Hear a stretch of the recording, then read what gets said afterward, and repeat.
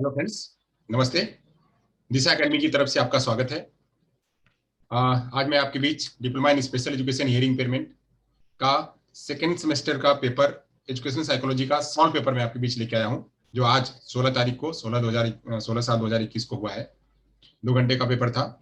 चलिए प्रश्न की शुरुआत करते हैं। जो इसका मल्टीपल चॉइस क्वेश्चन 10 क्वेश्चन है, उसका जवाब ले लेते हैं। तो इसका जो पहला प्रश्न है, which of the following law of learning is not based on the Thorndike theory. तो थॉर्नडाइक थ्योरी में जो है क्या नहीं है, तो लॉ ऑफ रेडीनेस है ही, एक्सरसाइज लॉ ऑफ एक्सरसाइज है ही, लॉ ऑफ इफेक्ट है ही। यहाँ पे ऑपरेंट कंडीशनिंग जो है यह इसके तहत नहीं आता है। तो यहाँ पे ये 3 नियम तो आते हैं, एक नियम इसमें यह नहीं है, ऑपरेंट कंडीशनिंग इसका भाग नहीं होता है। दूसरा प्रश्न ले लेते हैं, which one of the following factor influencing learning. तो क्या होता है यहाँ पे, मोटिवेशन सबसे ज्यादा जो है लर्निंग को प्रभावित करती है, फटीग तो और बढ़ा देगी, रिजल्ट ऑन फीडबैक ये भी नहीं होगा, ऑल ऑफ एबव ये भी नहीं होगा। तो यहाँ पे मोटिवेशन सही जवाब होगा। Intelligence is the ability to, जो बुद्धि है वह बुद्धि किसकी एबिलिटी है, तो वहां तो सोचने की भी होती है, सॉल्व करने की भी होती है और लर्न करने की भी होती है। तो यहाँ पे सभी इसका जवाब सही होगा, all of the above. All of the above इसका सही जवाब है। चौथा प्रश्न ले लेते हैं, individual learner differ from each other in. एक दूसरे से बच्चे कैसे डिफर होते हैं, तो principle of growth and development यह नहीं होगा, सीक्वेंस ऑफ द डेवलपमेंट यह भी नहीं होगा, नन ऑफ द एबव यह भी नहीं होगा। यहाँ पे जवाब क्या है, रेट ऑफ द डेवलपमेंट। बच्चे का जो रेट, डेवलपमेंट का जो रेट है, वही उसको इंडिविजुअल डिफरेंस की तरफ बढ़ाता है, कि किसी का छोटा होता है, किसी का कम होता है, किसी का ज्यादा होता है, किसी का ज्यादा होता है। तो इसी में इंडिविजुअल डिफरेंस जो है वो देखने को मिलता है। चलिए, तो 4 प्रश्न यहाँ पे देखा हमने। पांचवें प्रश्न की तरफ बढ़ते हैं। तो पांचवा प्रश्न है कि अकॉर्डिंग टू पियाजे, during the first stage of development 0 to 2 years age, a child learn best. बच्चा जब 0 से 2 साल का होता है तो वह ज्यादा कैसे सीखता है, कहाँ सीखता है, तो जब पियाजे के अनुसार जब 0 से 2 साल की अवस्था होती है तो उसे कहते हैं sensory motor stage. Sensory motor stage का मतलब कि बच्चा क्या करेगा, सेंसरी से सीखेगा, इंद्रियों से सीखेगा। तो इंद्रिय गामक अवस्था जो है ही कहा जाता है। तो अवस्था जो है नाम के अनुसार यहाँ पे काम भी होगा कि यूजिंग द सेंस। छठा प्रश्न ले लेते हैं, management of feeling is a part. मतलब फीलिंग को एक्सप्रेस करना, फीलिंग का भाग किस में आएगा, तो सोशल डेवलपमेंट में आएगा नहीं, पर्सनालिटी डेवलपमेंट में आएगा नहीं, ऑल ऑफ द अबव में आएगा नहीं, तो किस में आएगा, इमोशनल डेवलपमेंट में यह भाग आएगा। चलिए आगे चलते हैं। Theory of development bye Harvard gardener. Harvard gardener ने कौन सी थ्योरी का विकास किया था, तो उन्होंने थ्योरी ऑफ मल्टीपल इंटेलिजेंस का उन्होंने विकास किया था। तो यहाँ पे राइट आंसर होगा, थ्योरी ऑफ इंटेलिजेंस नहीं, थ्योरी ऑफ लर्निंग नहीं, कॉग्निटिव लर्निंग थ्योरी नहीं, यह भी नहीं होगा। तो क्या दिया हुआ था, वो थ्योरी ऑफ मल्टीपल इंटेलिजेंस। आठवां प्रश्न ले लेते हैं, according Piaget, the basic unit with which of the cognitive structure is built up is। तो कौन सा कॉग्निटिव स्ट्रक्चर किसके जरिए विकास होता है, तो जो है वो स्कीमा, स्कीमा के जरिए जो है वो कॉग्निटिव स्ट्रक्चर जो डेवलप होता है, एकोमोडेशन के जरिए नहीं, इक्विलिब्रियम के जरिए नहीं, एजिमिनेशन के जरिए नहीं। तो यहाँ पे जो है स्कीमा यहाँ पे राइट आंसर होगा। आगे चलते हैं, आगे की बात करते हैं। तो 9वां और 10वां प्रश्न ले लेते हैं। 9वां 10वां प्रश्न में है, 9वां प्रश्न कह रहा है कि the concept of intelligence quotient was devised by German psychologist. तो जर्मन साइकोलॉजिस्ट कौन थे, तो स्टर्न थे। स्टर्न जो है वो जर्मन साइकोलॉजिस्ट थे। इन्होंने 1912 में आईक्यू का कॉन्सेप्ट दिया। आईक्यू का कॉन्सेप्ट जो है वो जर्मन साइकोलॉजिस्ट स्टर्न ने देने का काम किया। तो यहाँ पे आगे बढ़ते हैं। 10वां प्रश्न है, which of these is a behavioural disorder that is characterised predominantly by inattention and the impulsivity. तो इनअटेंशन एंड इंपल्सिविटी कहाँ से आएगा, तो जो है वह ADHD, attention deficit and hyper active disorder, ये बच्चों में, इन बच्चों में जो है वह अटेंशन और इंपल्सिविटी दिखाई पड़ती है। तो यहाँ पे जो जवाब होगा वह ए होगा। डाउन सिंड्रोम नहीं होगा, रिबोला नहीं होगा, और रूबेला नहीं होगा, और ऑटिज्म नहीं होगा। यहाँ पे एक जवाब सही था। चलिए बहुत बढ़िया, आगे चलते हैं। दूसरा प्रश्न लेते हैं, स्टेट ट्रू एंड फॉल्स। तो सही गलत का जवाब ले लेते हैं। तो यहाँ पहला कह रहा है, linguistic intelligence is not included in multiple intelligence theory. तो यहाँ पे इसमें शामिल होता है, ये जवाब यहाँ पे गलत है, ये गलत है, इसमें शामिल होता है, ये शामिल नहीं होता, ऐसा नहीं है, शामिल होता है। The concept of conservation is present in the child during pre-operational stage, as per the Piaget theory of cognitive development। नहीं, पियाजे की कॉग्निटिव थ्योरी में यहाँ पे जो कंजर्वेशन की बात करी गई है वह कंक्रीट ऑपरेशनल स्टेज में बात करी गई है, प्री ऑपरेशनल में बात नहीं करी गई है। यहाँ पे ये जवाब नहीं होगा। आगे चलते हैं, एबीसी मॉडल की बात करते हैं। तीसरा प्रश्न है, ABC analysis is carried out as a part of behaviour modification. तो यहाँ पे एबीसी मॉडल जो है इसके लिए ही प्रयोग होता है, अनएक्सेप्टेबल बिहेवियर कॉन्सिक्वेंस, तो ये इसी में आता है। Development refers to physical changes in a living being. सही बात है, लिविंग बीइंग में जो है वह फिजिकल चेंजेस डेवलपमेंट में दिखाई देता है। Motor development follows a uniform pattern, नहीं, या जो अनप्रेडिक्टेबल पैटर्न जो होता है वो यूनिफॉर्म पैटर्न नहीं होता, अनप्रेडिक्टेबल पैटर्न होता है, तो ये जवाब नहीं है, यहाँ पे ये गलत है।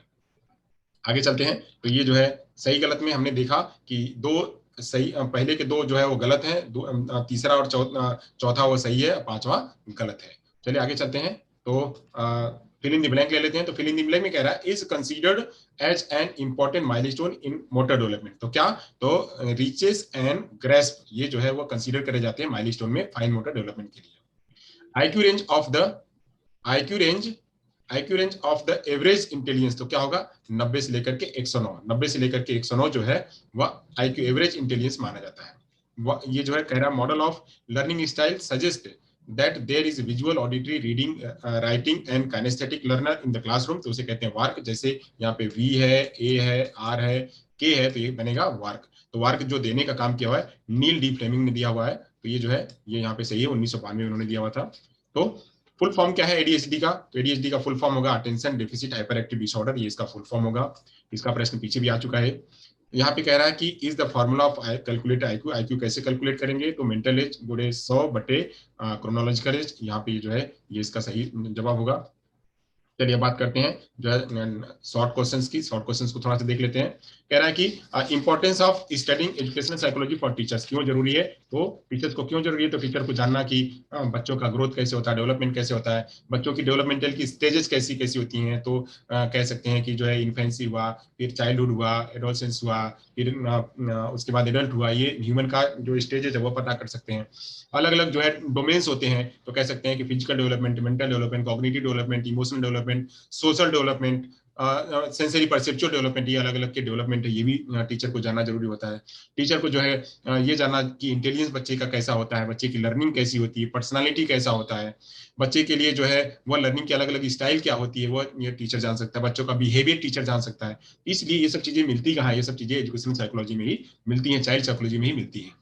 टीचर अलग अलग प्रकार की थ्योरी सिद्धांत, तो हम कॉग्निटिव थ्योरी की बात कर सकते हैं, बिहेवियर थ्योरी की बात कर सकते हैं, वही लर्निंग थ्योरी की बात कर सकते हैं, पर्सनालिटी थ्योरी की बात कर सकते हैं। अलग अलग जो टेक्निक है वो असेस करने की, वो भी यहीं से हमको मिलती है, इसलिए जरूरी है टीचर को जानना। प्रिंसिपल ऑफ डेवलपमेंट क्या क्या हो सकते हैं, तो प्रिंसिपल ऑफ डेवलपमेंट की बात कर सकते हैं, तो कह सकते हैं कि जो है कंटिन्यूटी, यूनिफॉर्म पैटर्न पहला हो सकता है, मॉडिफाइबिलिटी हो सकता है एक थ्योरी, प्रिंसिपल ऑफ इंटीग्रेशन हो सकता है, प्रिंसिपल ऑफ यूनिट डेवलपमेंट हो सकता है, प्रिंसिपल ऑफ इंटर रिलेशनशिप हो सकता है, प्रिंसिपल ऑफ डेवलपमेंट हो सकता है, डेवलपमेंटल डायरेक्शन हो सकता है, principle of interaction between heredity and environment कह सकते हैं, और प्रिंसिपल ऑफ स्पाइरल एडवांसमेंट भी कह सकते हैं। तो ये सब इसके प्रिंसिपल्स हैं डेवलपमेंट के। तो अब आगे कह रहा है तीसरा प्रश्न, developmental factor affecting environmental factor affecting development, क्या क्या अफेक्ट करेगा, तो जो है वो सोशियो इकोनॉमिकल स्टेटस कर सकता है, बच्चे का इंटेलिजेंस कर सकता है, बच्चे के लिए एनवायरमेंट कर सकता है, उसका न्यूट्रिशन कर सकता है, एयर कर सकता है, फ्रेश एयर कर सकता है, इंटरेक्शन बिटवीन पीपल्स कर सकता है। ये सारी चीजें जो है वो फैक्टर हैं जो कि अफेक्ट कर सकते हैं। सीगुन फॉर्म बोर्ड जो है वह इंटेलिजेंस टेस्ट करने का एक प्रकार का टेस्ट है, जिसको कि सीगुन जी ने दिया हुआ था। तो सीगुन जी ने इसको दिया हुआ था 1856 में, और इससे आई एंड कोऑर्डिनेशन की बात कर सकते हैं, सेंसरी परसेप्चुअल की बात कर सकते हैं, यहाँ पे जो है कॉग्निशन की देख सकते हैं, ये सब देखने छोटे बच्चों में जो है शेप साइज का देख सकते हैं, बच्चों का अटेंशन स्पेन देख सकते हैं, ये सब चीज जो है सीगुन फॉर्म में देखने की बात होती है। अब बात करते हैं common behaviour problem in children क्या होता है, तो क्लासरूम में कॉमन बिहेवियर प्रॉब्लम को कह सकते हैं कि जो है बच्चा ऑड बिहेवियर करे, वो जो है पहले आ जाए बाद में चले, यानी लेट कमिंग या फिर आफ्टर कमिंग, ये बच्चा वहां पे कर सकता है, ये बिहेवियर देखने को मिल सकता है। बच्चे में जो है वो चीटिंग बिहेवियर बच्चे के अंदर में दिखाई पड़ सकता है, रिपीटेटिंग बिहेवियर बच्चे के अंदर में दिखाई दे सकता है। तो ये कॉमन बिहेवियर है जो क्लासरूम में दिखाई पड़ते हैं। Role of cognition in learning क्या है, तो कॉग्निशन अगर हमें बच्चे के अंदर में होगा कॉग्निशन या मेटा कॉग्निशन, तो उसके जरिए बच्चा जो है वह शब्दों को, वाक्यों को अच्छी तरह से लिख पाएगा, पढ़ पाएगा, और जो है एक्सप्रेस अच्छी तरह से कर पाएगा, बच्चा लॉजिक कर पाएगा, बच्चा जो है वह उसको परसेप्ट कर पाएगा, उसके साथ में कंप्रीहेंड कर पाएगा, इवेल्युएट कर पाएगा, अप्लाई कर पाएगा, सिंथेसाइज कर पाएगा, उसको जो है वो इंडक्टिव रीजनिंग कर पाएगा, डिडक्टिव रीजनिंग कर पाएगा। ये बच्चा जो है रोल ऑफ लर्निंग के लिए ये सब होते हैं, कॉग्निशन इन लर्निंग, लर्निंग में कॉग्निशन का ये सब रोल होता है। बिहेवियर मैनेजमेंट टेक्निक क्या क्या है, तो कह सकते हैं केबीसी मॉडल तो उसका पहला है। फिर हम कह सकते हैं कि जो है एक टेक्निक यूज कर सकते हैं इग्नोरिंग टेक्निक यूज कर सकते हैं। बच्चों के लिए जो है रिस्ट्रिक्टिव एनवायरनमेंट कर सकते हैं, वो भी एक यूज कर सकते हैं। टाइम आउट टेक्निक यूज कर सकते हैं, जिससे कि हम बच्चों का बिहेवियर मैनेज कर सकें।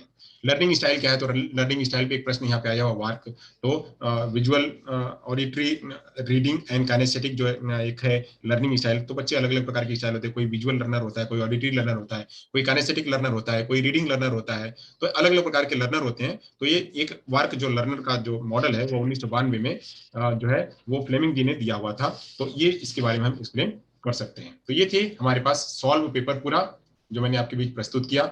होप आप लोगों को पसंद आया होगा पूरा, कि 10 जो है वो एमसीक्यू और जो है ट्रू फॉल्स, उसके बाद फिल इन द ब्लैंक, और ये मैंने एक्सप्लेन भी आपको किया। तो अच्छा लगा होगा आपको। तो आप लोग इसको जो है वीडियो को लाइक करिएगा, शेयर करिएगा, जो लोग नीडी पर्सन उन तक पहुंचे, ताकि और इससे आगे वाले समय में भी जो है लोग इसको देख करके प्रश्नों का जवाब दे सकें। So thank you so much.